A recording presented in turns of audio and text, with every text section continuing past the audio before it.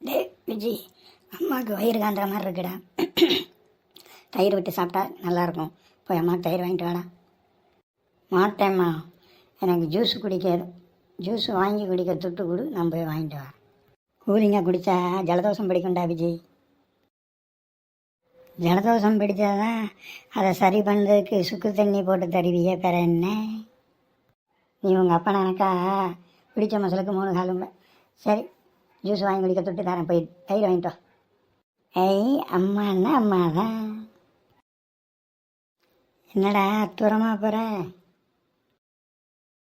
அந்தோணி இல்லையா? நான் கேட்ட கேள்விக்கு பதிலை சொல்லலை, நீ பதிலுக்கு கேள்வி கேட்க. அந்தோணி அவங்க பெரியம்மா வீட்டுக்கு போயிருக்கான். சரி சொல்லு, நீ இப்போ எங்கே போகிற? நான் எங்கள் அம்மாவுக்கு ஒரு பொருள் வாங்க கடைக்கு போகிறேன். உங்களுக்கு என்ன வேணும்? ஒரு 2 கிலோ ஜீனி வாங்கிட்டு வாடா, காசு தரேன். வாங்கிட்டு வரேன். அதுக்கு நீங்கள் எனக்கு என்ன தருவீங்க? உனக்கு என்ன வேணும் கேளு, தரேன்.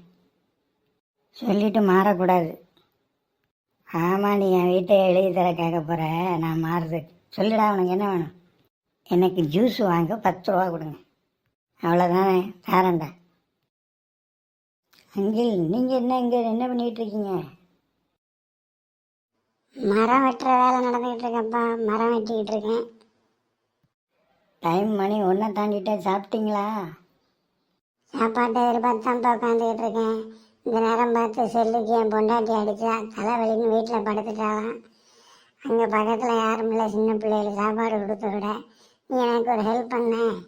நீ போய் சாப்பாடு வாங்கிட்டு வந்து குடிக்க, எனக்கு பசி தாங்க முடியலடா. அப்பா, உங்கள் வீட்டுக்கு எவ்வளோ தூரம் போகணும்? அது இந்த வெயிலில் நான் போயிட்டு வரேன்டா. நீங்கள் எனக்கு என்ன செய்வீங்க? நீ என்ன கேட்டாலும் தரேன்ப்பா. ஒன்றும் வேண்டாம், 10 ரூபாய்க்கு ஒரு ஜூஸ் பாட்டில் வாங்கி கொடுங்க போதும். அவ்வளோதானே, வாங்கி தந்துட்டா போச்சு. ஜி, ரொம்ப தேங்க்ஸ்டா. அப்பா, பசி அமர்ந்துட்டு. பசி அமர்ந்தாச்சா? இங்கே நான் கேட்டதை கொடுங்க. தூண்டில்காரனுக்கு மிளகு மேலே கண்ணுன மாதிரி நீ உன் காரியத்தில் கரெக்டாக இருக்க. தேங்க்ஸ்டா விஜய். 10 ரூபா போதுமா? போதும். அதை உனக்கு இன்னொரு தடவை வாங்கி குடிக்க வச்சுக்கோ. இப்போ என் வீட்டில் இருந்து உனக்கு ஜூஸ் தரேன், அதை குடி.